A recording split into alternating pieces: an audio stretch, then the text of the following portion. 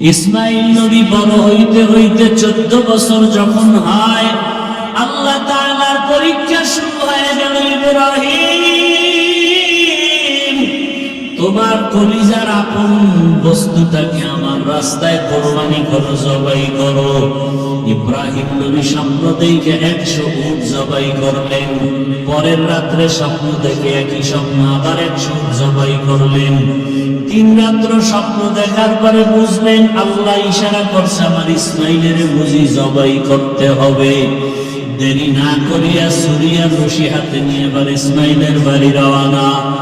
উটের পিঠে মক্কা নগরীতে এসে দেখে মানুষ, অভাব নাই, বাড়ি ঘরের অভাব নাই। ইব্রাহিম ডাক দিয়ে কয়, এখানে ইসমাইলের বাড়ি আছে কিনা বলো। খোঁজ নিয়ে দেখে একটা ভাঙা ঘর, দরজায় গিয়ে সালাম দিছে, আসসালামু আলাইকুম ইয়া আহলাল বাইত। হাজরা বের হয়ে দেখে পয়গম্বর ইব্রাহিম বহু বছরের বিরহের বেদনার কান্নার আওয়াজ। বলে আমার ইসমাইল কই? বলে মাঠে বাচ্চাদের সাথে খেলতেছি। ইব্রাহিম নবী গিয়া দেখে অনেক বাচ্চারা খেলাধুলা করে। ইসমাইলের ডাক দিছে, ইসমাইল চিনতে পারে না ইনি আমার বাবা। ইব্রাহিম ডাক দিয়ে কয়, বাবা আয়, আমি তোর বাবা ইব্রাহিম। ইসমাইলের নিয়ে ঘরে গিয়ে কয়, হাজেরা সময় বেশি দেরি করা যাবে না, তাড়াতাড়ি সাজায় দাও, মালিকের দাওয়াতে যাব। হাজেরা মনে করছে দুনিয়ার কোন মালিকের দাওয়াত, আসলে আল্লাহ যে দাওয়াত দিছে ইসমাইলের জবাই করার এই কথা ভাবেন নাই। সুন্দরভাবে সাজায় দিছেন ইসমাইল আর ইব্রাহিম হাঁটতেছে সামনে। শয়তান ধোঁকা দিতেছে ইসমাইলকে। নবী ইব্রাহিম পাথর মারলেন। এইভাবে 3 জায়গায় ধোঁকা দিছে, 3 বার পাথর মারছেন। আল্লাহর অর্ডার হয়ে গেছে, ইসমাইল ইব্রাহিম যেখানে পাথর মারছে হাজী সাহেবরা ওখানে পাথর মারতে হবে, না হয় হজ কবুল করা হবে না। এখন যেখানে হাজী সাহেবরা বিনা বাজারে কোরবানি দেয় ওখানে ইসমাইলের নিয়ে বাবার সন্তান ছাড়া ওখানে আর কেউ নাই। ছুরিটা বের করার আগে ইব্রাহিম নবী চিন্তা করলেন, দেখি আমার সন্তানের ঈমানের হালাত কেমন। ইসমাইলকে ডাক দিয়া কয়, ইন্নী আরা ফিল মানামি আন্নী আযবাহুকা ফানজুর মাযা তারা। ও ইসমাইল, আমি তোমাকে জবাই করতেছি, স্বপ্ন দেখলাম, বলো তোমার কি মতামত। সাথে সাথে ইসমাইল বলেন, ইয়া আবাতি ফাআল মা তুমার। আব্বা জান, আপনি ঘুমের মধ্যে যা দেখছেন তাড়াতাড়ি বাস্তবায়ন করেন, আমাকে জবাই করে দেন।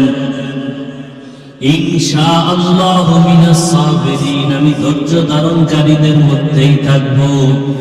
এই কথা বইলা ইতিহাসবিদরা লেখেন ইসমাইল একটু অভিনয়, একটু কান্না শুরু করছেন।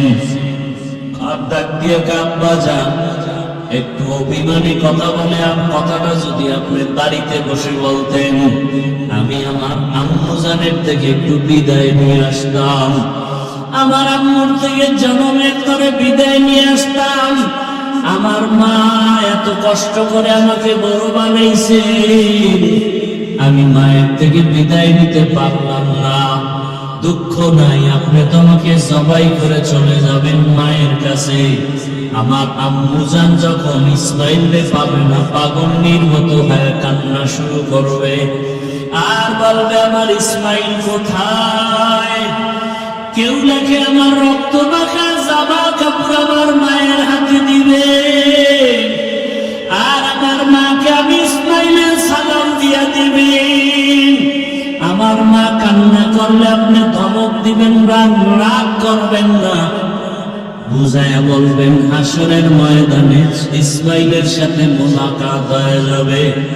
আব্বা জান, আপনি জবাই করার আগে আপনার চোখ 2টা রুমাল দিয়া বাঁধেন, কারণ জবাই করার সময় যদি আপনার নজর আমার চেহারায় লাগে মায়ার কারণে জবাই করতে পারবেন না।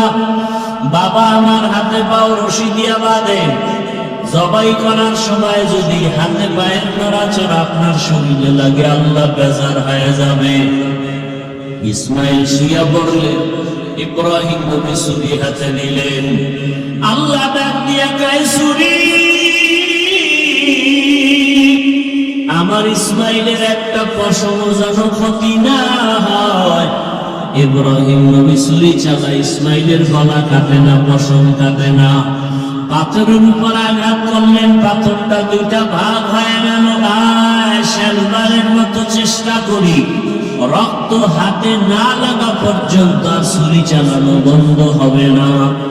ইসমাইল নবীকে যখন শোয়াইয়া ছুরি চালাবেন, আমার আল্লাহ ডাক দিয়া কয়, জিবরাইল, আমার ইব্রাহিম ছুরি চালানো বন্ধ করবে না রক্ত না লাগা পর্যন্ত। আমার ইসমাইলের আমি জবাই চাই না, চাই অন্তরের ভালোবাসার মোহাব্বত। আমি দেখতে চাই আমার বান্দা আমারে কেমন ভালোবাসে। আমি তো রক্ত চাই না, কষ্ট চাই না। জিবরাইল জান্নাত থেকে একটা দুম্বা নিয়ে ইব্রাহিমের শরীর নিচে দাও। জিবরাইল আমিন একটা জান্নাত থেকে দুম্বা নিয়ে শরীর নিচে যখন দিবে, আসতে দেরি হবে মনে করিয়া ডাক দিলেন, আল্লাহু আকবার, আল্লাহু আকবার। ইব্রাহিম নবী উপরে তাকায়, লা ইলাহা ইল্লাল্লাহু, আল্লাহু আকবার। ইসমাইল আওয়াজ দিলেন, আল্লাহু আকবার, আল্লাহু আকবার। ফেরেশতারা আওয়াজ দিলেন, ওয়ালিল্লাহিল হামদ। এই তাকবীর 9 তারিখ থেকে এই মাসের 13 তারিখ পর্যন্ত নারী পুরুষ সবার জন্য ওয়াজিব করে দিয়েছেন আমার আল্লাহ। আমার আল্লাহর পক্ষ থেকে 9 তারিখ থেকে ফজর থেকে 13 তারিখ আসর পর্যন্ত এই তাকবীর চলবে। এই তাকবীর কিন্তু জিবরাইলের, ইসমাইলের, ইব্রাহিমের, ফেরেশতাদের এই তাকবীর। এরে আল্লাহর বান্দারা, ইসমাইলকে আর জবাই হলো না, দুম্বা জবাই হয়ে গেল। ইব্রাহিম নবী দেখলেন ইসমাইল দাঁড়ানো, অচেনা একটা দুম্বা, অচেনা জানোয়ার জবাই হয়ে গেল। ইব্রাহিম নবী চোখের পানি ছেড়ে কাঁদলেন আর বললেন, ইসমাইল বুঝি আল্লাহ বেজার হয়ে গেল নাকি? আয় আর একবার দেখি। আল্লাহ ওহী নাযিল করে বলে, ইব্রাহিম না, আমি যে পরীক্ষা নিছি ওই পরীক্ষায় তুমি পাস। যাও তাড়াতাড়ি হাজেরার কোলে ইসমাইলের ফিরাইয়া দাও। হাজেরা ইসমাইলের জন্য বেকারার হয়ে কান্না করে যাও। মালিকের দাওয়াতে আসি বলছো, ওয়াফাদাইনাহু বিযিবহিন আযীম। আমার পক্ষ থেকে এই হাদিয়া দুম্বার গোশত হাজেরার কাছে নিয়ে যাও, পাক শাক করে তোমরা খাও। ও আল্লাহর বান্দারাই কুরবানি, সন্তান কুরবানি রীতি। আল্লাহ তো আল্লাহকে বেজার করা যাবে না কেন? আল্লাহ স্বার্থপর না। যদি হইতেন তাহলে যারা আল্লাহর দেওয়া পানি, আল্লাহর দেওয়া বাতাস, আল্লাহর দেয়া সূর্যের আলো, চাঁদের আলো ভোগ করি আল্লাহকে মানে না। আল্লাহ যদি স্বার্থপর হইতেন, ঘুমের মধ্যে ওদেরকে মেরে ফেলতেন। কি আল্লাহ ঘুমের মধ্যে ওদেরকে মেরে ফেলতেন? আল্লাহ মেরে ফেলেন নাই। আল্লাহ পাক না মারিয়া বরং ডাকতেছেন, গভীর রাতে আয়, আমার তওবার দরজায় ফিরে আয়। আমি আল্লাহর কাছে এসে যদি বলো, ইয়া রাব্বি গফিরলি, ও আমার রব আমারে মাফ করে দাও। তুই গুনাহ করছো, 1000 বছর পাহাড় পরিমাণ গুনাহ করেছো, আর আমি আল্লাহ তোকে মাফ করতে আমার বছর লাগবে না, মাত্র একটা মুহূর্ত সময়। আমি আল্লাহ তোর 100 বছরের গুনাহ 1 সেকেন্ডে মাফ করে দিব। আতিনা ফি দারে দুনিয়া মা হাসান, আতিনা ফি দারে উকবানা হাসান, ইয়া দিয়াসাল मुस्तगीसीन अहदीना नफ्तिसारा बिलउलूम वलगिना हर गरीदे नेको तू तैयारो है जो न मांगे उससे तू बेजार है। আল্লাহকে বেজার করা যাবে না কেন? আল্লাহ স্বার্থপর নয়। আর দুনিয়াতে যাকে দেখি সব স্বার্থপর, পীর সাহেব স্বার্থপর, মুরিদও স্বার্থপর, ঠিক নেই? এমন একজন পীর আছে যার স্বার্থ নাই? আছে? সব পীর স্বার্থপর। কিছু কিছু পীরের খবর তো এমনও জানি যে মুরিদেরটা খাইয়া বিশাল বড় পেট বানাইছে, পানির ট্যাঙ্কি, বাড়ি গাড়ি বানায় ফেলছে। এক হিসেবে তো ঘোষণাই দিছে একটা হোটেল করবে, এক একটা রুম কইরে দিতে পারলে সে বিনা হিসাবে জান্নাতে নিয়ে যাবে। বিশ্বাস এমন পীর আমাদের দেশে যেমন হক আছে তার থেকে 10 গুণ আছে ভণ্ড। এর দরবারেও মানুষ কম না বেশি? হ্যাঁ, রাসূল বলছেন সাবধান, অনেক লোক হওয়া এটা হকের পরিচয় না। এই ওয়াজে অনেক লোক হইছে, এই জন্য এই ওয়াজটা কামিয়াব হইছে না। ফজরের নামাজে মসজিদে লোক বেশি হইলে ওয়াজ কামিয়াব।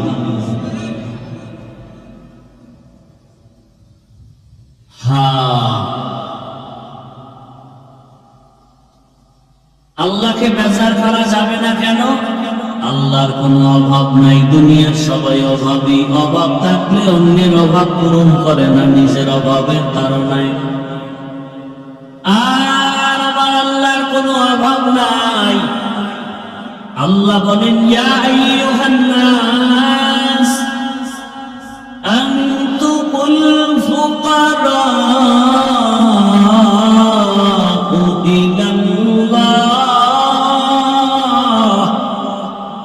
والله هو الغني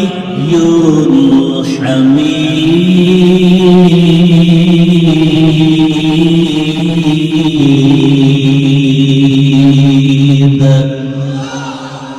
بالتوكل میکنی ہر صبح و شام میرساند رستے تو ازلا مقام جزبہ حق چی زیبخا از انسو جا فضل اوعا مست خرجو راجہا। আল্লাহকে বেজার করা যাবে না। তার 3 নাম্বার কারণ, আল্লাহর পেছনে টান নাই। দুনিয়াতে সবার পেছনে টান। আমাকে আমার ছেলে পেছনে টানে দাও, মেয়ে টানে দাও, স্ত্রী বলে দাও, মা বাবা বলে দাও। আমার আল্লাহর ছেলে নাই, মেয়ে নাই, আমার আল্লাহকে দাও বলার কেউ নাই। আমার আল্লাহ বানাইছেন আদর করে মানুষ। আল্লাহ বলেন, দাও বলবা কখন? আমি দেওয়ার জন্য প্রতি রাতে গভীর রাতে আসমানে আসি। কোন দিন আল্লাহ আসেন? কোথায়? কোন টাইমে? অতি গভীর হয় রজনী যখন নীরবে প্রভুর নাম জপিও তখন। প্রভুর করুণা যদি পাইবারে চাও, গভীর রাতে উঠে প্রভুর গুণগান গাও। দুনিয়ার সবার পেছনে টান আছে, এই জন্য মানুষ দিব দিব বলে দেয় না। যতটুকু দেয় তাও আদা মতো দেয় না, মনের মতো দেয় না। আবার যতটুকু দেয় তার খোটা দিয়া বদনাম ছড়ায় দেয়। দেয় 5,000, চায়ের দোকানে চাপাবাজি করে, মসজিদ তো আমি করে দিছি। 50,000 দান কইরা চাপাবাজি করে, মাদ্রাসা তো আমার। আর আল্লাহ কেমন ধনী? আল্লাহ বলেন আমি এমন ধনী যে প্রশংসিত ধনী। আমি আল্লাহ দেওয়ার জন্য পাগল। দুনিয়াতে কোনো ধনী নাই যে দিতে চায়। চাইতে চাইতে চাইতে চাইতে জুতা ক্ষয় হয়ে যায়, এরপরে কিছু দেয়, তাও দেওয়ার পরে খোটা দেয়, দেয় না? অমুক ব্যক্তি তো আমার টাকায় বড় লোক হয়েছে, অমুকের ছেলে আমার টাকায় লেখাপড়া করছে, বলে না? বলে না? আল্লাহ হেদায়েত দান করুন। ভাইরা আমার, আমি যে আয়াত পড়ছি, বর্তমানে হজের মাস চলতেছে। কোরবানি দেওয়ার নিয়ত করছেন কারা কারা? একটু দয়া করে হাত দেখাবেন। আল্লাহ কবুল করুন। আপনাদের জন্য তো সুন্নত ছিল এই মাসের 1 তারিখ থেকে কোরবানির পশু জবাই করার আগ পর্যন্ত চুল মোষ কিছু কাটা যাবে না, হাতের নখ কাটা যাবে না, কাটার মতো যা আছে কিছুই কাটা যাবে না। কাটতে হবে পশু জবাই করার পরে। আল্লাহ দেখতে চান যে হাজী সাহেবরাও এই কয়দিন চুল মোষ কাটবে না, আঙ্গুলের নখ কাটবে না। তোমরা হজে যাইতে পারো নাই, কিন্তু তাদের নমুনাটা ধরো, আমার কাছে ভালো লাগে। হজের পুরা স্মৃতি 3 জন ব্যক্তিকে নিয়ে, ইব্রাহিম আলাইহিস সালাম, ইসমাঈল আলাইহিস সালাম আর মা হাজেরা আলাইহাস সালাম, 3 জনকে দিয়েই টোটাল কোরবানি, টোটাল হজের স্মৃতি। একটু সময় দিলে আমি ওই কথা বলার জন্য আয়াতগুলো পড়ছি, বলবো ইনশাআল্লাহ।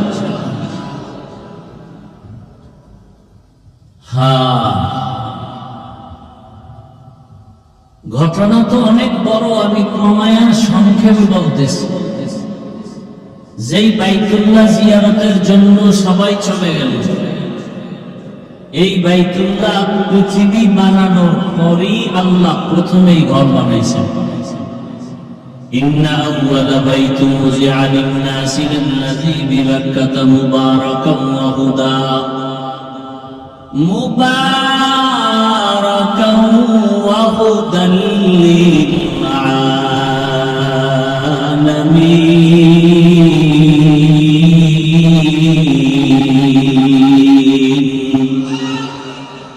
পৃথিবীর প্রথম ঘরের নাম কি? বাইতুল্লাহ। কার ঘর? পৃথিবী নামক গ্রহ বানাইয়া আল্লাহ ঘর বানালেন।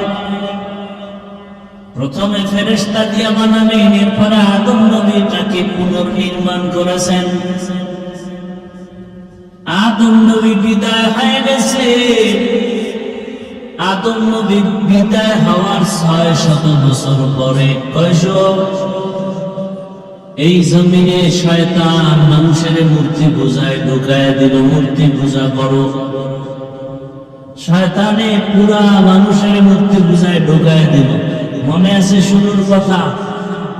আল্লাহর সাথে জুলুমের নাম কি? শিরিক। আর শিরিকের মধ্যে বড় শিরিক কি? মূর্তি পূজা। সন্তানের হাতে বুঝ হওয়ার আগেই পুতুল দিয়ে দিচ্ছেন, মানে আগের থেকেই যেন ট্রেনিং হয়ে যায় মূর্তির প্রতি ভালোবাসা। আফসোস, ঘরের আলমারির মধ্যে শোকেসের মধ্যে কেন ভাল্লুকের ছবি, তাও আবার ভিতরে রাখে না, সামনের রুমে রাখছে। আমরা যেন ঢুকলেই দেখি যে এই লোকটা আল্লাহর দুশমন।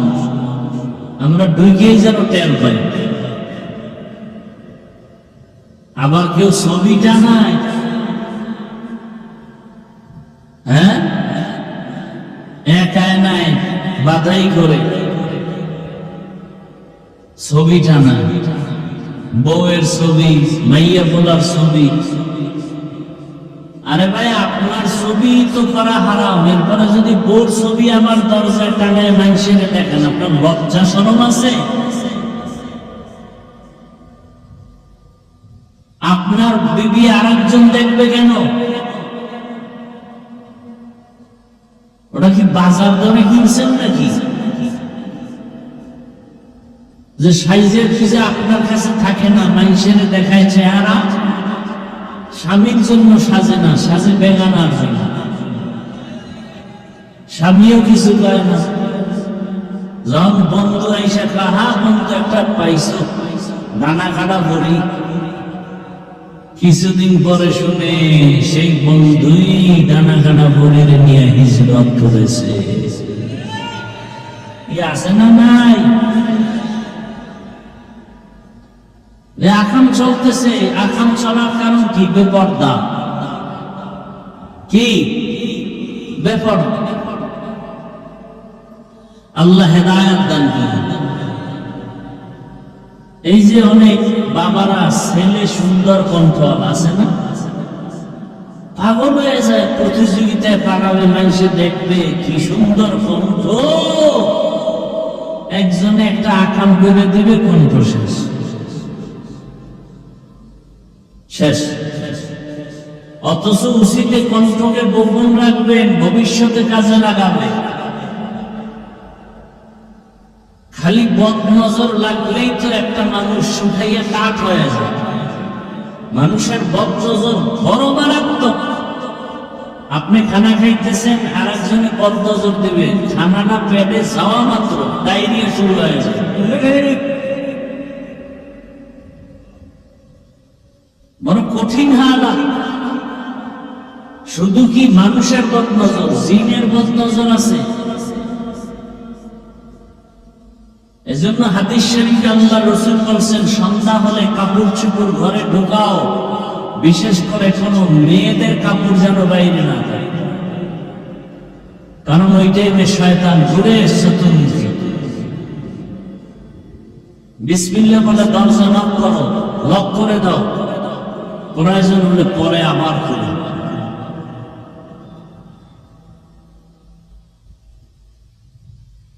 পাগল হয়ে যায় বাপমা, পুরস্কার পাবে। পুরস্কার কেমনে পাওয়া যায় এই বুদ্ধিতে? বাপেরও দৌড়ায়, মায়ের দৌড়ায়। এখন মুসলমানেরও অনুষ্ঠান করে পুরস্কার পাবে। কি করে না করে না? মুসলমানি অনুষ্ঠানে আনে হাদিয়া।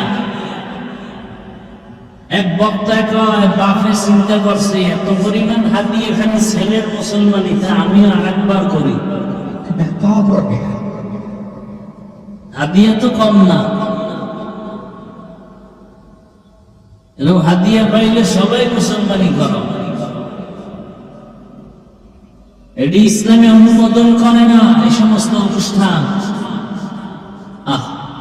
কে বুঝাবে, কে বুঝবে? বলার মানুষ নাই, শোনার মানুষ নাই, বিরোধিতা করার বেয়াদবের অভাব নাই। আল্লাহ হেদায়েত দান করেন। তো বাইতুল্লাহ নির্মাণ প্রথম করছেন ফেরেশতা, পরে আদম। আদম নবী চলে যাওয়ার কয়শো বছর পরে মূর্তি পূজা শুরু হলো। এই মূর্তি পূজা চললো আরো 600 বছর। পৃথিবীতে একটা মানুষও ছিল না যে মূর্তি পূজার বাইরে। টোটাল কয় বছর? 1200 বছর পার হওয়া মাত্রই আল্লাহ একজন নবী পাঠাইলেন, নূহ আলাইহিস সালাম। নূহ নবী আইসা দুনিয়াতে দাওয়াত শুরু করলেন 950 বছর। 950 বছর দাওয়াত দেওয়ায় মাত্র 40 জন মানুষ মূর্তি পূজা থেকে ফিরছে। কয়জন? 40 জন। এই বাইতুল্লাহ নির্মাণের ঘটনা, হজের ঘটনা, কোরবানির ঘটনা, এগুলি শেষ করতে 2-4 ঘন্টা লাগে কমপক্ষে। এক জায়গায় করছি 3.5 ঘন্টা এই কোরবানি বাইতুল্লাহ নির্মাণের ইতিহাস। আমারও ধৈর্য নাই, আপনাদেরও ধৈর্য নাই। ইনসান বড় তাড়াহুড়া করনেওয়ালা, কোরআনের আয়াত। অকানাল ইনসানু আজুলা, মানুষ বড় তাড়াহুড়া প্রিয়। আরে রসুল তাড়াহুড়া করছে। রসুল আইসা একটা চোরের আইসা ঘরে বান্ধা আম্মা জান আয়সাকে বলে, রে পাহারা দিও, সুইডে জানা জানে। নবী কোথার থেকে আইসা দেয়, চোর নাই। তো নবীকে আয়সা, তোমার হাত ধ্বংস হয়ে যায়। নবী আবার ঘুরে আইসা কিছুক্ষণ পর দেখে আয়সা নিজের হাতের দিকে তাকাইতেছে, ঘুরে ঘুরে বারবার। কেউ কয় রসুলের বরকত তো মিস নেই। সাথে সাথে আয়াত আসছে, অকানাল ইনসানু আজুলা। এর আগে পরে আয়াত আছে যে মানুষ নিজের জন্য যেমন দোয়া করে, বদদোয়াও করে ফেলায় তাড়াহুড়া। মা বাবা অনেক সন্তানের জন্য বদদোয়া করে, বেশিরভাগ মহিলারা বেশি করে। তুই তাড়াতাড়ি মর, তোর পাও ভাঙবো। এভাবে একের পর এক তোর উপরে গজব, তোর উপরে লানত। এজন্য বদদোয়া লানত করা নিষেধ। নবীজিও ফিরে গেলেন যে না, আসলে আমি তাড়াহুড়া করতে গিয়া আয়েশাকে কথা বলছি, এটা ঠিক হয় না। এবার আল্লাহর কাছে উল্টা দোয়া করে, আল্লাহ আয়েশার জন্য যে বদদোয়াটা করছিলাম এটা দোয়া বানাই দাও।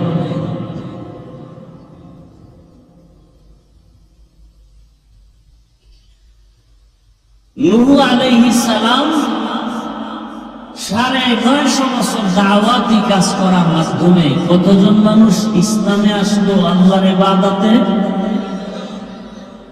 40 জন আসার পরে আল্লাহ নোটিশ দিয়ে দিলেন, নূহ আর যত বছর দাওয়াত দাও, একটা লোক আর দিনের পথে মূর্তি পূজা ছাড়বে।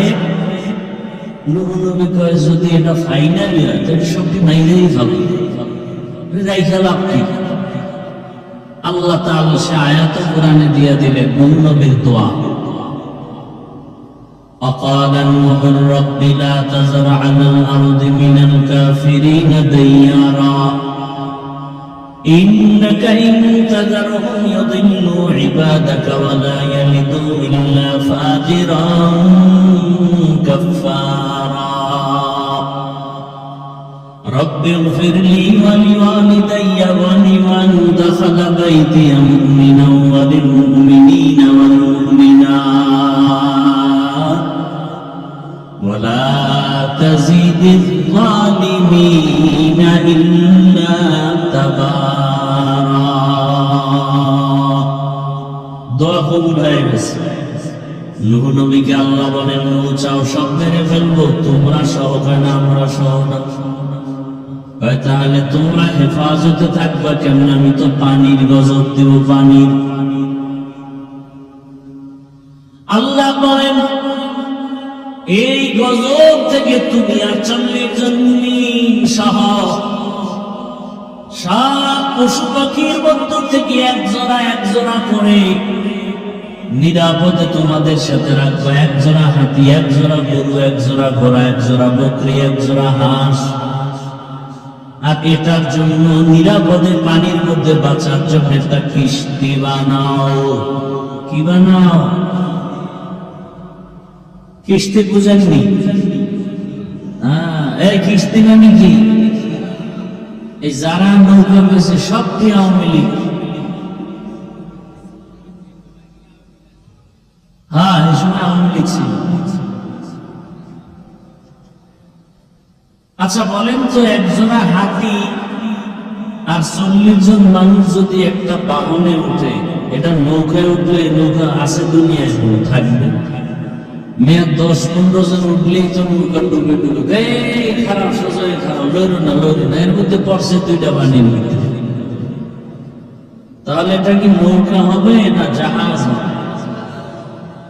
জাহাজ কি একতলা হয় না কয়েকতলা? ঠিক নূহ নবীর কিস্তিও কয়েকতলা হয়েছে। নিচতলায় ছিল মানুষ, উপরে পশু পাখি। একজোড়া হাতি, একজোড়া বানর, একজোড়া হাঁস, একজোড়া মুরগি, একজোড়া ঘোড়া, একজোড়া গরু, একজোড়া বাঘ, একজোড়া সিংহ, এইভাবে জোড়ায় জোড়ায় সব লইয়া 40 জন সব কিস্তিতে উঠলেন।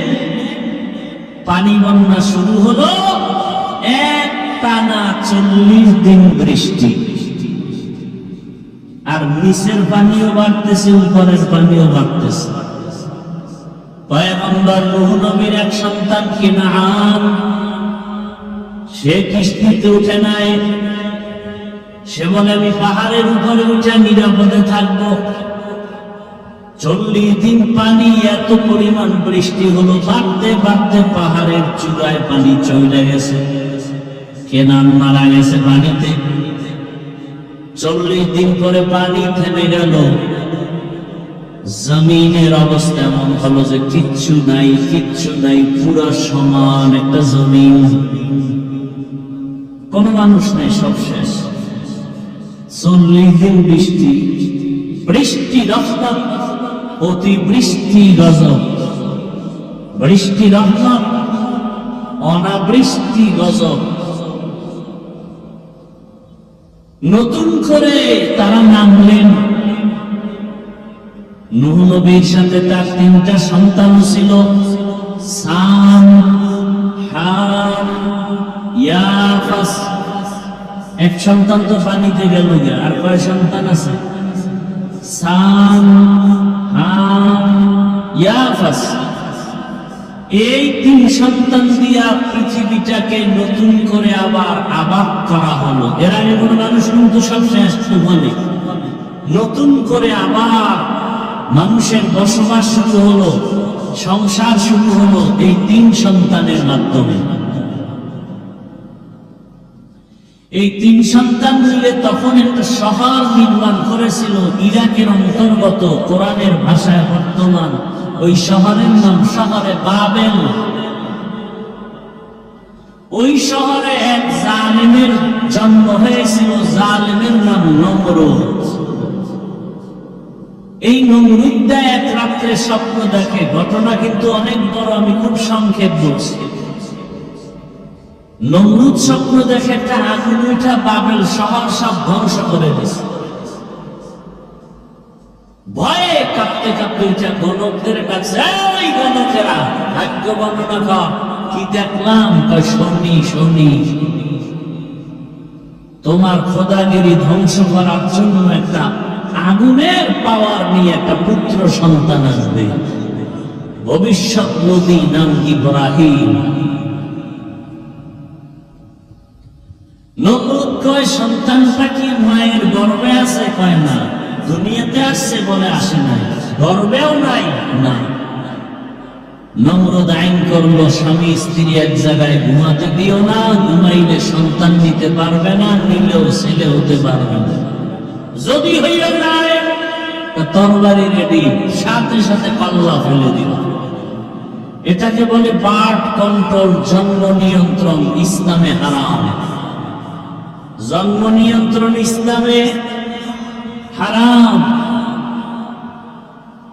এ বিষয়ে আমার বয়ান করলে 1.5 ঘন্টা চলে যাবে। জন্ম নিয়ন্ত্রণ কি? জন্ম নিয়ন্ত্রণ কেন? জন্ম নিয়ন্ত্রণ কিভাবে? জন্ম নিয়ন্ত্রণ হালাল না হারাম? এই জন্ম নিয়ন্ত্রণ কারা করে, কেন করে? একটা কথা জেনে রাখবেন, জন্ম নিয়ন্ত্রণের ঔষধ বানাইছে বেঈমানেরা, খাওয়ায় মুসলমানের, ওরা খায় না। কেন? মূলত ওরা চায় মুসলমানের সংখ্যা কমে যায়। সংখ্যা কমানো বাড়ানোর মালিককে। স্লোগান দেয়, ছেলে হোক মেয়ে হোক দুটোর বেশি নয়, একটা হলে ভালো হয়, না হইলে আরো ভালো। সেদিন থেকে আমার আল্লাহর কুদরতের চাবি শুরু হয়ে গেছে। একসাথে 4 সন্তান, 6 সন্তান। মাও সুস্থ, সন্তান সুস্থ, না খাইয়াও কেউ করে নাই। জন্ম নিয়ন্ত্রণ এই বেঈমানেরা কেন করে? আমাদের চোখে গুলা দিয়া কয়, সমস্যা 2টা, থাকবে কই, জায়গা কম, খাবে কি, রিজিক কম। আল্লাহ কয়, এই বেঈমান, এই দোকানটার চাবি তো আমার হাতে। আমি যদি পিপিলিকারে খাওয়াই, কে খাওয়াই? জঙ্গলের প্রাণীর খানা কে দেন? উড়ন্ত পাখির খানা কে দেন? সে আল্লাহ আমাকে দিবেন না? আর কি বুঝার জন্য দরকার? নদীর মধ্যে হাজারো ধরনের মাছ কে খাওয়ায়? পিপিলিকার খানা আল্লাহ দিলে আপনি দিবেন না? আমরা তো আরো দামি। যাই হোক, পৃথিবীর ইতিহাসে জন্ম নিয়ন্ত্রণের আইন শুরু করলো কে? কে? নমরুদ। আর এই আইন বাস্তবায়ন করার জন্য ডাইরেক্টর বানাইল ইব্রাহিম নবীর বাবা আজরকে। আল্লাহ বলেন, যেখানে বাঘের ভয় সেখানে আজরের ঘর, ডাইরেক্টরের ঘরেই আল্লাহর সিদ্ধান্ত ইব্রাহিমকে পাঠাবেন, পাঠাইয়েই দিলেন। ওই রাত্রেই মা গোপনে ইব্রাহিমকে জঙ্গলে রাখছেন, পাহাড়ে ফাঁকে ফাঁকে গিয়ে দেখেন। ইতিহাসবিদরা অনেক কিছু লেখেন যেগুলো ডাইরেক্ট হাদিসেও পাওয়া যায় না, কোরআনেও। ওই একটু পাইছে, ওর সাথে মিলাইয়া আরো কিছু লেখেন ঐতিহাসিকরা। কি লেখছেন? মা ইব্রাহিম নবীর মা ওই পাহাড়ে রাইখা, এরপরে আল্লাহ জিব্রাইল পাঠাইছেন, 2 আঙ্গুল শাহাদাতের আঙ্গুলটা মুখে দিছেন। 1 আঙ্গুল থেকে মধু আর 1 আঙ্গুল থেকে দুধ বের হওয়া শুরু হয়েছে। এভাবে বড় হয় ইব্রাহিম নবী, বড় হতে লাগলেন। আর আল্লাহ পরিচয় দিলেন, এ আসমানকে বানাইছেন, তার পরিচয় নিলেন। জমিনের দিয়ে তাকায়া পরিচয় নিলেন, সূর্যের দিয়ে তাকায়া পরিচয় নিলেন। নিতে নিতে এক পর্যায়ে ইব্রাহিম নবী ভাবলেন, আমার বাপ দাদার ধর্ম তো সব ভ্রান্ত, মূর্তি পূজার ধর্ম। সব কি? মূর্তি পূজা। বাবাকে একদিন বলে ফেললেন, আত্তাখিযু আসনামান আলিহা, এরে বাবা, নিজের হাতে খোদা বানাইয়া ইদারে আবার খোদা মানেন, আবার ফল দেন, দুধ কলা দেন। আমাদের খোদায় খাবে দূরের কথা, মশা মাছিতে খায়, তাও ফিরেই দেন। আজর বলল, তুমি আমার থেকে বেশি বুঝো, তো ভালো না খবর। খবর যাইতে যাইতে নমরুদের কাছে বেঈমান জালেমদের একটা কাজ হলো, কথায় না পারলে এবার মেরে ফেলার চক্রান্ত করে। এটা জালেমদের একটা চরিত্র। এবার ইব্রাহিমের প্রশ্ন করে, আটকাইতে পারে না। নমরুদ সিদ্ধান্ত নিল, অগ্নিকুণ্ড সাজায় ইব্রাহিমকে এখানে মেরে ফেলে। অগ্নিকুণ্ড সাজাইয়া, বিশাল অগ্নিকুণ্ড ইব্রাহিম নবীর রশির সাথে, গাছের সাথে লাগাইয়া যখন ফালাবে, ঘুরায় ঘুরায় গাছের আগায় রশি লাগায় ঘুরাইয়া ফালাবে, কিন্তু রশি ধরে না, ইব্রাহিম ধরে না। নমরুদের মাথা গরম, আমার খোদাগিরি যায় যায় ভাব। ইবলিস আইসা বলে, কোন টেনশন নাই, এই নমরুদ, আমার বুদ্ধি নাও, জীবনে কোনোদিনই ধোঁকাবাজি বন্ধ হবে না। তোমার মাস্তানিও চলবে যদি আমার আকামের বুদ্ধিগুলো নিতে পারো। এই মুহূর্তে তুমি ইব্রাহিম রে হাজার মানুষ কেন লাখ লাখ মানুষ ধরে টানলেও পার ফালাইতে পারবা না, কারণ লক্ষ লক্ষ ফেরেশতারা ইব্রাহিমের রশি ধরে রাখছে। এই মুহূর্তে যদি ফেরেশতাদের দূর সরাইতে পারো, তাহলে আগুনে ফেলতে পারবা। ফেরেশতাদেরকে দূরে সরাবার জন্য এই মুহূর্তে ইব্রাহিমের উলঙ্গ বানায় দাও, তাহলে রহমতের ফেরেশতা অটোমেটিক চলে যাবে। ইতিহাসবিদরা বলেন, শয়তান পরামর্শ দিছে, এই মুহূর্তে যদি যুবক যুবতীদের দিয়া উলঙ্গ নাচ গান করাও, তাহলেও ইব্রাহিমের ফেরেশতা চলে যাবে, আগুনে ফেলবা। নমরুদ তাই করল।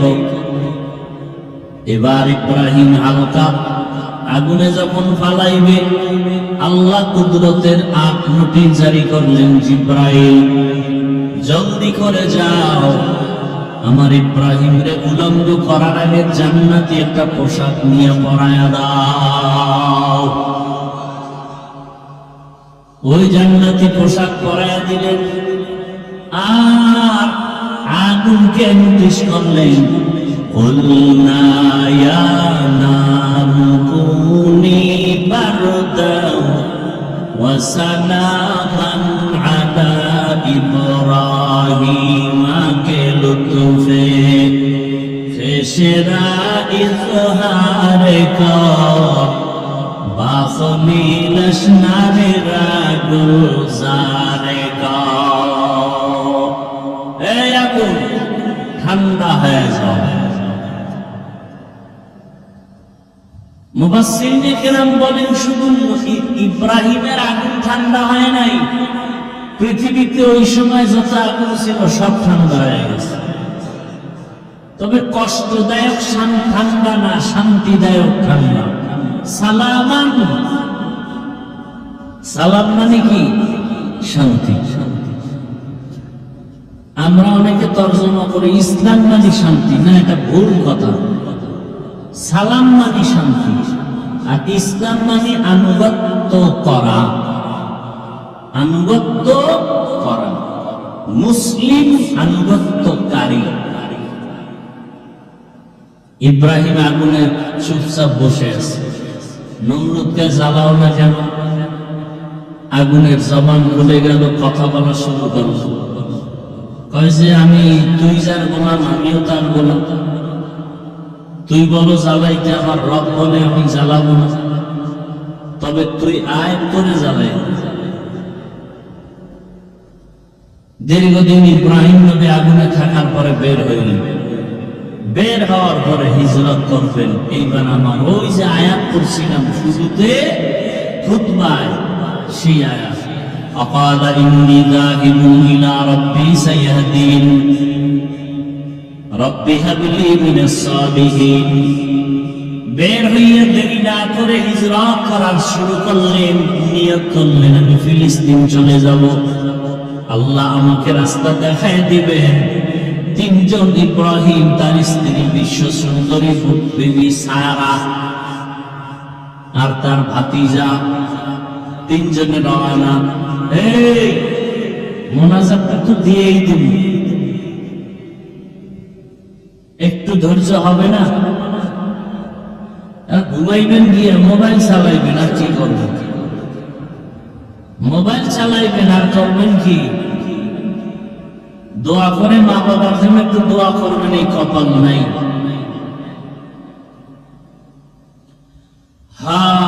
ইব্রাহিম নবী হিজরত করে চলে যাচ্ছেন ফিলিস্তিন, মিশরের উপর দিয়া। মিশরে আবার এক জালেম বাদশা ধরে ফেললো বিশ্ব সুন্দরীর কথা শুনা। যখন সারাকে জুলুম করে নিয়ে গেল, ইব্রাহিম নবী চুপচাপ বসে আছেন। ইব্রাহিম নবী বলেন, হে আল্লাহ, আমার স্ত্রীর উপরে জালেম হাত বাড়াবে, এটা কেমনে সহ্য করি? আল্লাহ কি করবে না করবে তোর অন্তর চোখ দিয়ে তুই এখানে বসে সব দেখবি। ইব্রাহিম নবী দেখতেছেন ওই জালেম তার খাস কামরায় ঢুকাইয়া বিশ্ব সুন্দরী ইব্রাহিম নবীর বিবি সারার উপরে হাত বাড়াইছে। হাতটা বাড়ানো মাত্র সাথে সাথে বাঁকা হয়ে গেছে। এই শাস্তিটা আল্লাহ মাফ করে। আমরা দুনিয়া শুরু হইলে এখন চলতো, সব বন্ধ দেয় না কেন? মুহাম্মদের উম্মত হওয়ার বরকতে। এভাবে তিনবার হাত বাড়াইছে, তিনবার বাঁকা হয়ে গেছে। আর ওই মহিলার কাছে মাপসা, এটা তোমার মধ্যে এমন কি পাওয়া, যেই পাওয়ারের কারণে আমি তোমার দিকে হাত বাড়াই, বাঁকা হয়ে যায়। ইব্রাহিম নবীর স্ত্রী সারা বললেন, আরে আমার মধ্যে কোনো পাওয়ার নাই, তবে এতটুকু জানি আমি একজন নবীর স্ত্রী। তাই বলে, হ্যাঁ কোন নবী? বলে ইব্রাহিম। কোথায়? বলে যে রাস্তাটা, এবার তারে ডাকিয়ে আনিয়া ক্ষমা চাইয়া সর্বোচ্চ মেহমানদারি করাইলেন, তওবা করলেন। জানেন তওবা করে বলে আপনার বয়স কত? 80-র উপরে। ছেলে মেয়ে কয়জন? একটাও নেই। হয় না কা? হয় না। তাহলে আমার একজন খাদেম আছে হাজেরা, আমি তাকে আপনারে হাদিয়া দিতে চাই।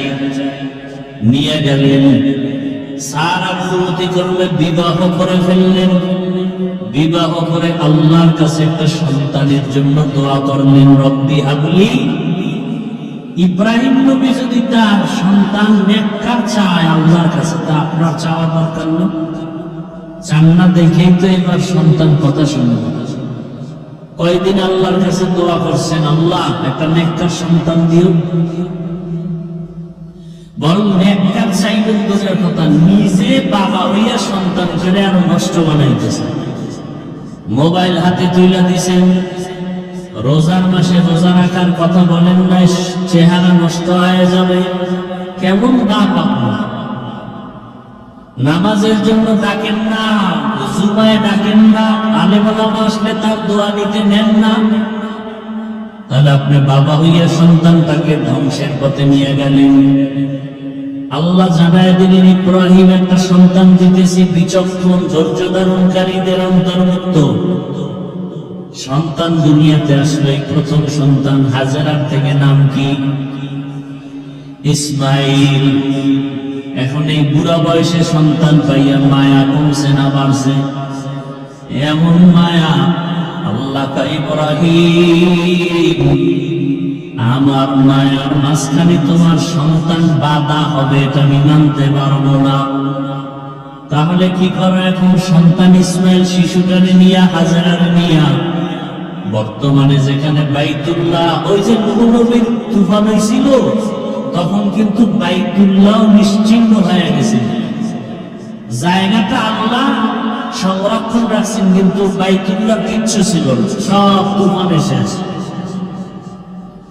ওখানে গিয়া তোমার স্ত্রী ইসমাইলকে দিয়ে আসো নির্বাসনে। কেন টেন নাই, আল্লাহর অর্ডার, ডাইরেক্ট রেডি। এইবার উটের পেটে রওনা, ইসমাইল হাজেরা সহ মক্কার পাশে আইসা। মক্কা তো নাই, জঙ্গল, কোনো মানুষ নাই, পানি নাই, কিচ্ছু নাই, পশু পাখিও নাই, পানি নাই, থাকবে কিভাবে? এখানে বেবি ইসমাইলের রাইখা উটের পিঠে ইব্রাহিম নবী রওনা। যখন ইব্রাহিম নবী কিছু না বইলা যাইতেছেন, মা হাজেরা ইসমাইলকে কোলে নিয়ে বা শোয়াইয়া থুইয়া একটা দৌড় দিয়ে কয়, স্বামী দাঁড়া, এই গহীন জঙ্গল, মানুষ নাই, পানি নাই, কিছু নাই, খানা দানা নাই, এত নির্জন জঙ্গলে আমাদের রাইখা যাইতেছেন, কারণটা কি? আমার উপরে রাগ নাকি? বলে না। কেন রাখতেছেন?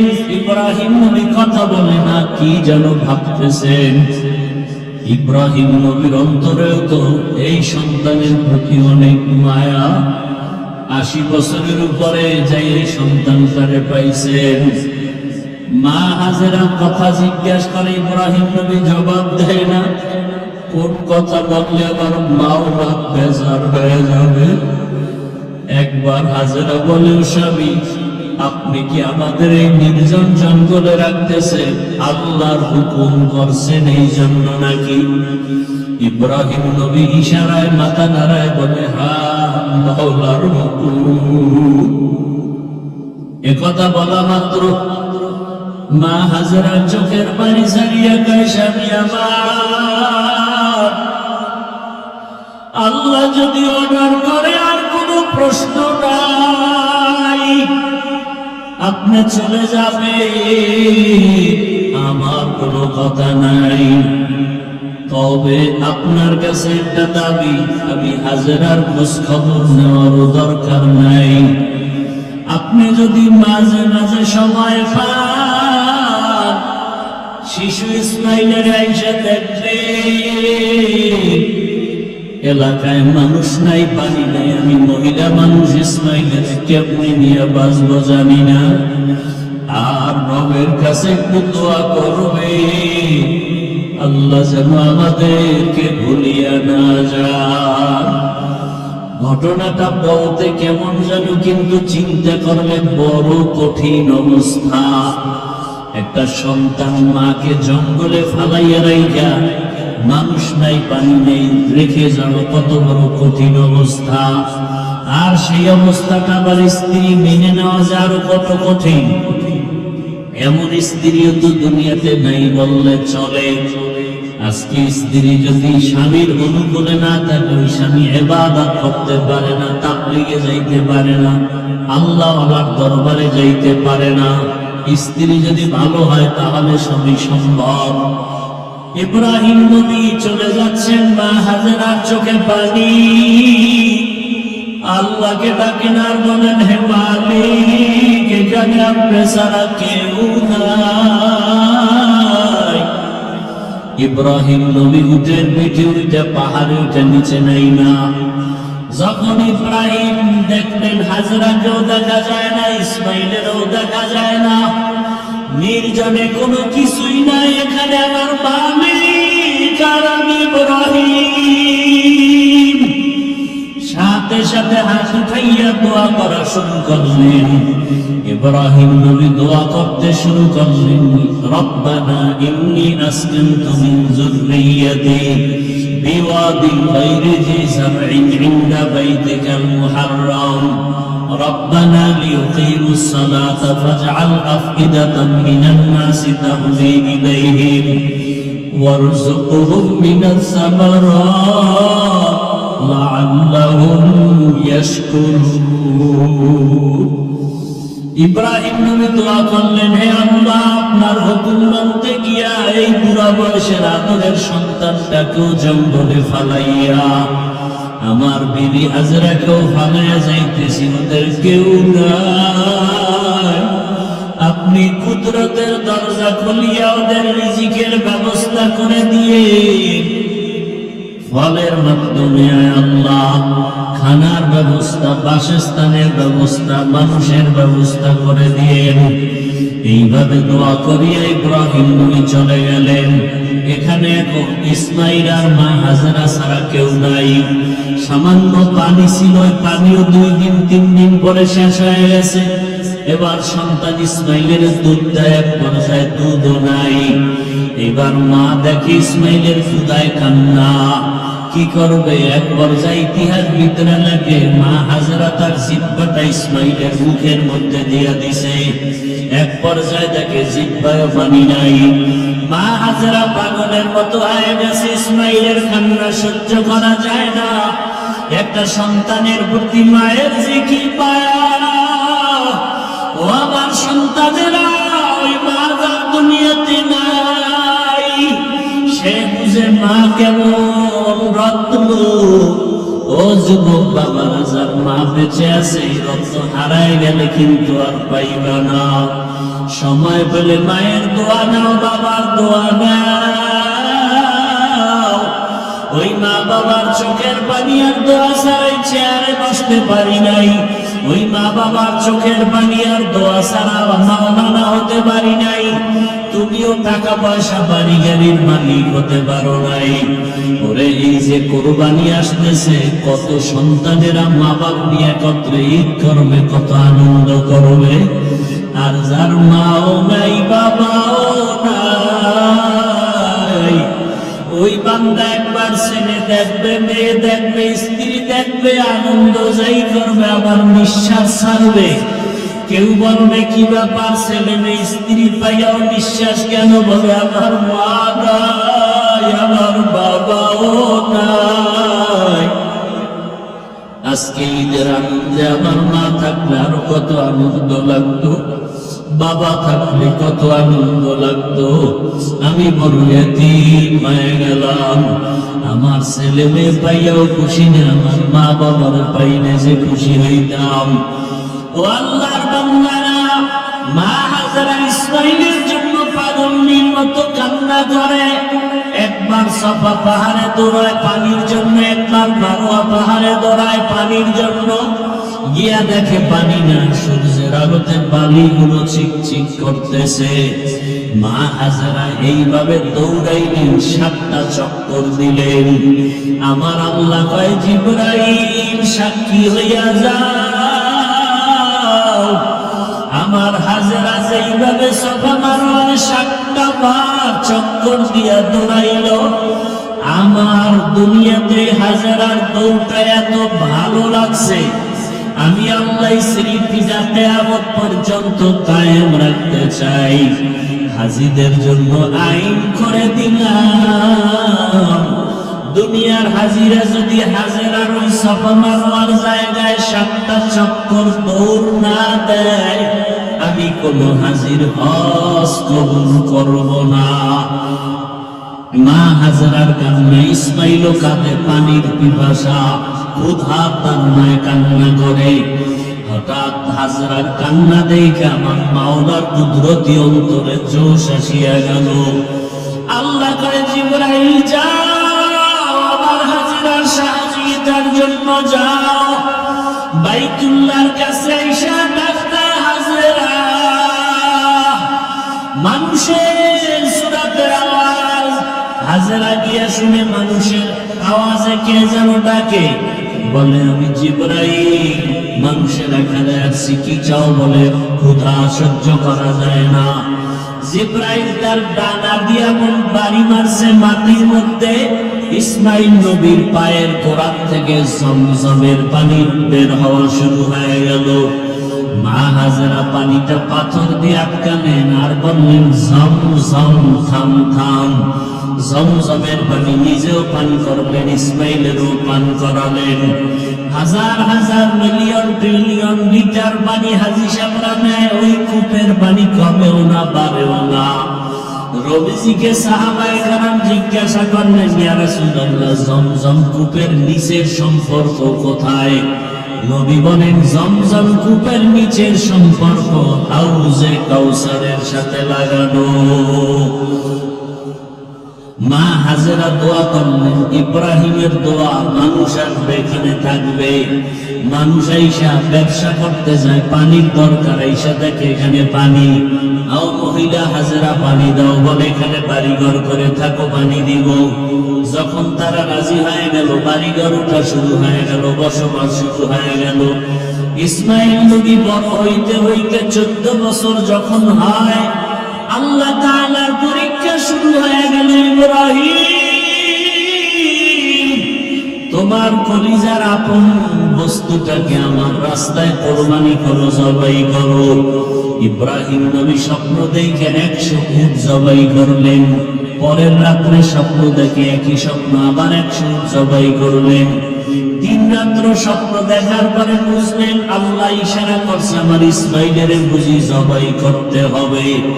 দেরি না করিয়া ছুরিয়া রশি হাতে নিয়ে এবার ইসমাইলের বাড়ি রওনা। উটের পিঠে মক্কা নগরীতে এসে দেখে মানুষ অভাব নাই, বাড়ি ঘরের অভাব নাই। ইব্রাহিম ডাক দিয়ে কয়, এখানে ইসমাইলের বাড়ি আছে কিনা বলো। খোঁজ নিয়ে দেখি একটা ভাঙা ঘর, দরজায় গিয়া সালাম দিছে, আসসালামু আলাইকুম ইয়া আহলাল বাইত। হাজেরা বের হয়ে দেখে পয়গম্বর ইব্রাহিম, বহু বছরের বিরহের বেদনার কান্নার আওয়াজ। বলে, আমার ইসমাইল কই? বলে, মাঠে বাচ্চাদের সাথে খেলতেছি। ইব্রাহিম নবী গিয়া দেখে অনেক বাচ্চারা খেলাধুলা করে। ইসমাইলের ডাক দিস, ইসমাইল চিনতে পারে না, ইনি আমার বাবা। ইব্রাহিম ডাক দিয়ে কয়, বাবা আয়, আমি তোর বাবা ইব্রাহিম। ইসমাইলের নিয়ে ঘরে গিয়ে কয়, হাজেরা সময় বেশি দেরি করা যাবে না, তাড়াতাড়ি সাজায় দাও, মালিকের দাওয়াতে যাব। হাজেরা মনে করছে দুনিয়ার কোন মালিকের দাওয়াত, আসলে আল্লাহ যে দাওয়াত দিছে ইসমাইলের জবাই করার কথা ভাবেন নাই। সুন্দরভাবে সাজায় দিছেন ইসমাইল, আর ইব্রাহিম হাঁটতেছে সামনে। শয়তান ধোঁকা দিতেছে ইসমাইলকে। নবী ইব্রাহিম পাথর মারলেন, এইভাবে 3 জায়গায় ধোঁকা দিছে, 3বার পাথর মারছেন। আল্লাহর অর্ডার হয়ে গেছে, ইসমাইল ইব্রাহিম যেখানে পাথর মারছে হাজী সাহেবরা ওখানে পাথর মারতে হবে, না হয় হজ কবুল করা হবে না। এখন যেখানে হাজী সাহেবরা মিনা বাজারে কোরবানি দেয় ওখানে ইসমাইলকে নিয়ে বাবার সন্তান ছাড়া ওখানে আর কেউ নাই। ছুরিটা বের করার আগে ইব্রাহিম নবী চিন্তা করলেন, দেখি আমার সন্তানের ঈমানের হালত কেমন। ইসমাইলকে ডাক দিয়া কয়, ইন্নী আরা ফিল মানামি আন্নী আযবাহুকা ফানজুর মাযা তারা। ও ইসমাইল, আমি তোমাকে জবাই করতেছি, স্বপ্ন দেখলাম, বলো তোমার কি মতামত। সাথে সাথে ইসমাইল বলেন, ইয়া আবাতি ফাল মা তুমার। আব্বা জান, আপনি ঘুমের মধ্যে যা দেখছেন তাড়াতাড়ি বাস্তবায়ন করেন, আমাকে জবাই করে দেন। ইনশাআল্লাহ মিনাস সাবিরিন, আমি ধৈর্য ধারণকারীদের মধ্যেই থাকবো। এই কথা বইলা ইতিহাসবিদরা লেখেন, ইসমাইল একটু অভিনয়, একটু কান্না শুরু করছেন।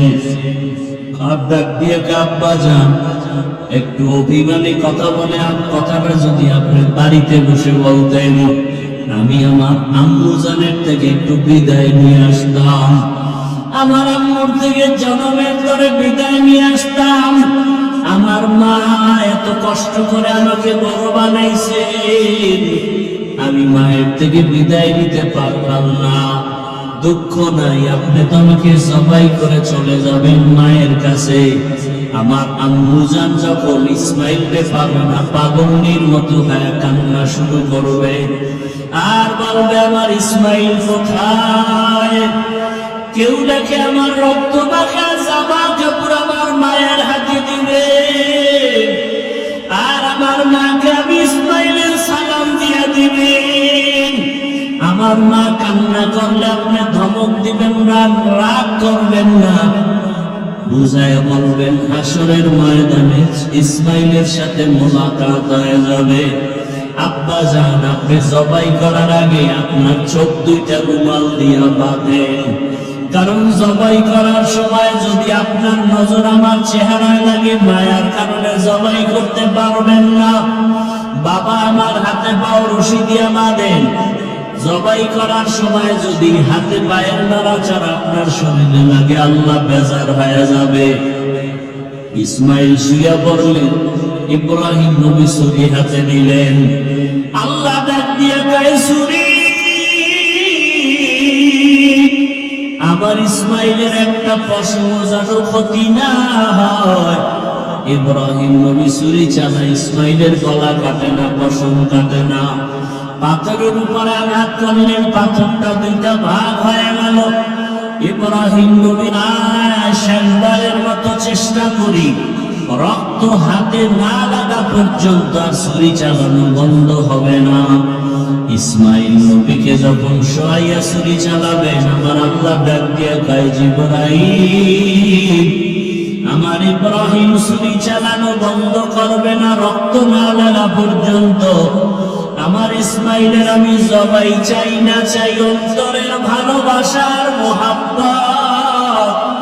আমি দেখতে চাই আমার বান্দা আমারে কেমন ভালোবাসে। আমি তো রক্ত চাই না, কষ্ট চাই না। জিবরাইল জান্নাত থেকে একটা দুম্বা নিয়ে ইব্রাহিমের শরীর নিচে দাও। জিবরাইল আমিন একটা জান্নাত থেকে দুম্বা নিয়ে শরীর নিচে যখন দিবে, আসতে দেরি হবে মনে করিয়া ডাক দিলেন, আল্লাহু আকবার, আল্লাহু আকবার।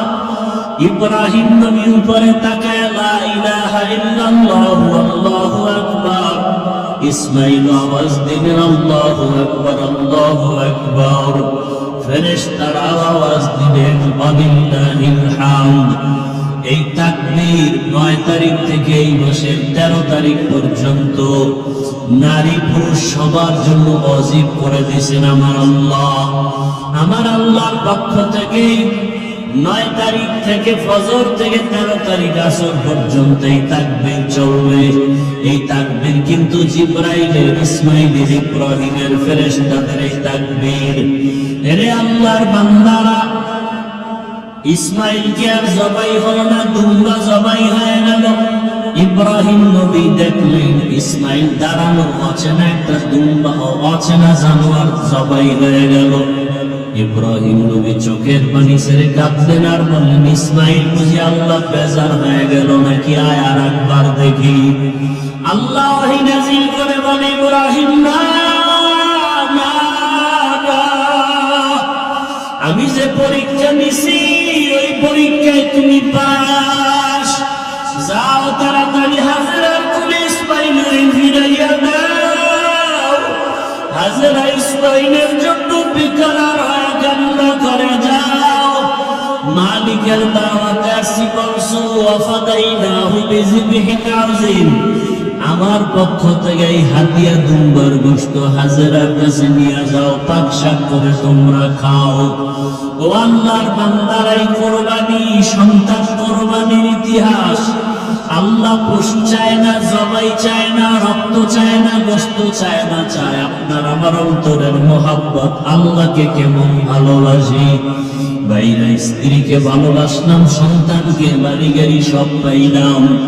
আমারে যে বাড়ির মালিক, গাড়ির মালিক, ছেলে সন্তানের মালিক, সম্মানের মালিক বানাইলেন, ওই আল্লাহকে চিনতে পারলাম কিনা? ওই আল্লাহর মোহাব্বত অন্তরে জমা করতে পারলাম কিনা?